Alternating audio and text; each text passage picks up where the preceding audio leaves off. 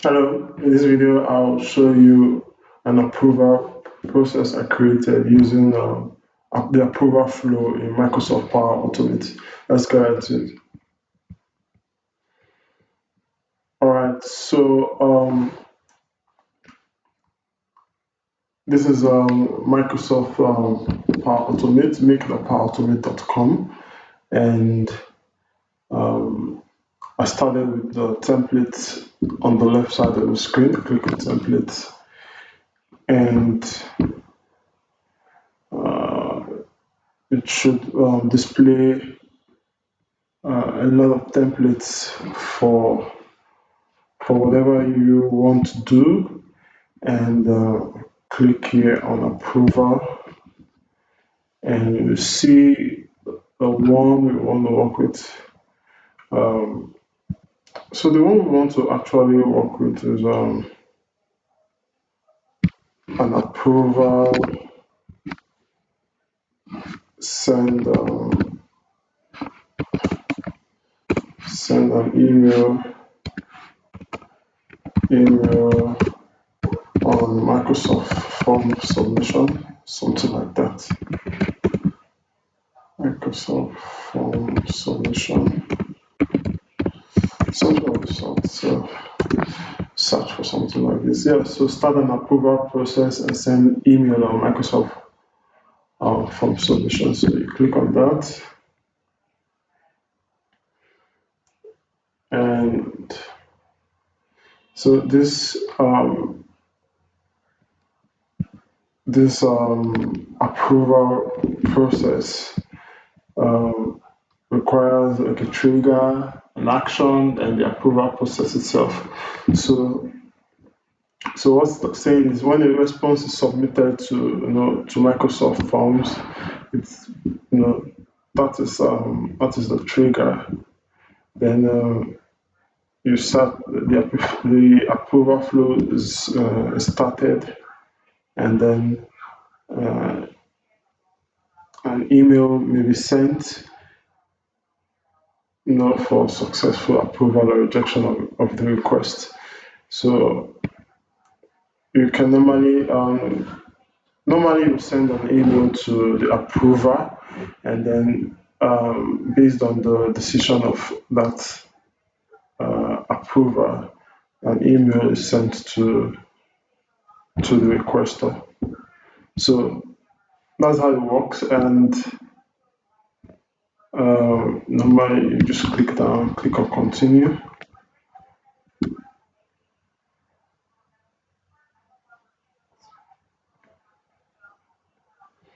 and that's taking some time. It's taking some time. So the form is I use Microsoft Forms to create a form. So we have one here, like I created vacation or and sick leave form, and it's just a simple form. 1, 2, 3, 4, 5, 6, 7. 7 is optional. So once this form gets filled, then we fulfill this requirement here. The first one, when a new response is submitted, that is the trigger. Then the action is this: get the response details, and then followed by the approval process. So this is that's basically it. So I'll go back to my flow. I have a flow already created. So I'll show you that flow. So this is it. So you click on flows, and then you have the flow here. This is the flow. There are two flows are created, and then you can see down here my 28-day run history. I did this yesterday. Failed the first test, then subsequent ones passed. So I'll click on edit to take you through the flow. So it will just return us to where we were some seconds ago. And this is it. This is what I'm talking about. Just close this on the right side of the screen. So when a new response is submitted, we're talking about this form here, vacation sick leave form. So once that is done, so let's see what's in there when a new response is submitted. So the form ID is vacation and sick leave form. So we click on the drop down here and enter the form. If we have other forms, we'll surely definitely see them here. So there's nothing much here, just to enter the form. And we move on to the action. So that was the trigger, and then we move to the action, get response details. You get these details from the requester. So the form ID, we ask for the form ID again, and vacation and sick leave form, same thing. Like I said earlier, if we have other forms here, we can just fill it. Then the response ID is just the response ID. It's pre-filled, so there's no need for that. So where we have the main work is the approval itself.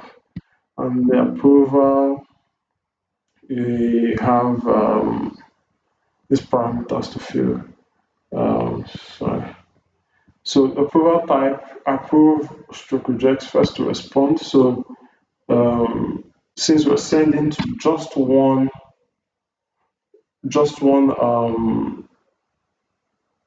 what's it called now?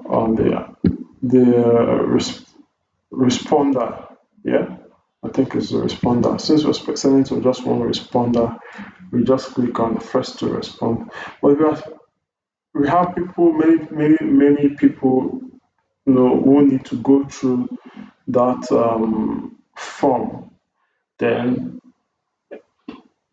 every one of them must approve. Then this is the one to pick, and the other ones customized, wait for all responses, wait for one response, and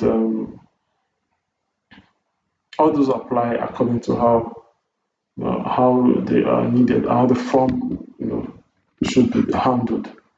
So so the next thing now is the title. Sorry for taking that out. So the next thing is the title, request for leave or action or vacation, and then you can put anything there, request for leave to vacation. So then assign to who is going to work on that form, on that approval process. So I put my ID there, my email address, and then we can put multiple addresses separated by a semicolon, obviously. Okay, so these details will appear on the email. So whoever is sending or requesting that approval. So this is I manually imputed this. So I will take you through this now. So let me just take this off. Clean this. All right. So person requesting approval. Then there's what's called dynamic content. So you click here. Person requesting approval. We don't know who that person might be. So we need something dynamic to input there. So you click on dynamic content, then you see responders email, and that goes in there for that. So submission time, that's another option you could fix in there. So submission time using dynamic content.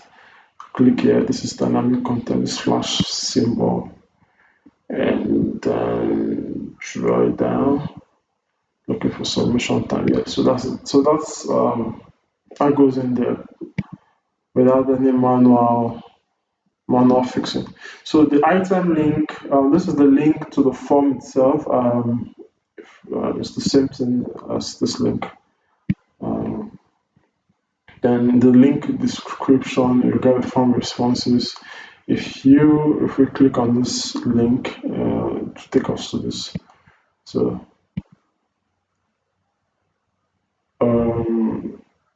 so these two requestor and enable notifications we find in the drop down, advanced parameters drop down. So we already selected those two, so you can see two of out of four left.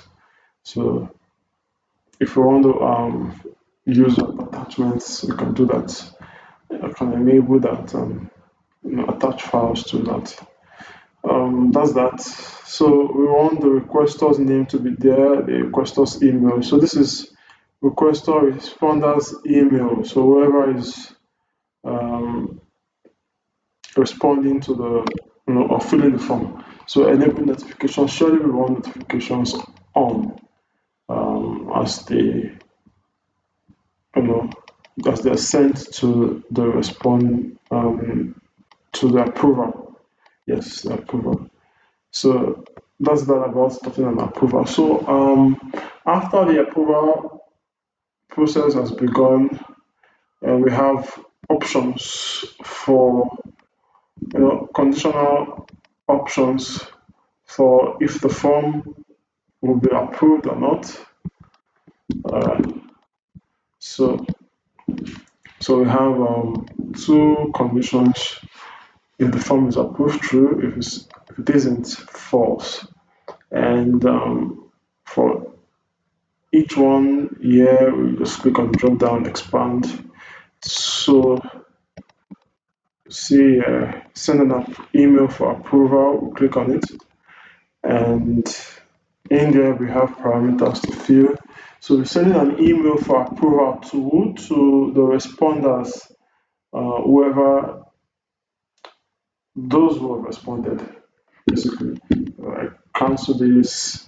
I can use dynamic content, dynamic value. As you can see, yeah, hit it, and we find the responder's email. Okay, we're not seeing that. Click on my more. So yeah, so email address of responder who submitted the form, responder's email, everything dynamic. Subject, approval requests, approved or not. All right, so approval, and in the body we have the approval, which is responses approved. Requester's email, that's the responder's email, and the comment, and that's about that. So, and on the other side, we have for false, and we have send an email for rejection.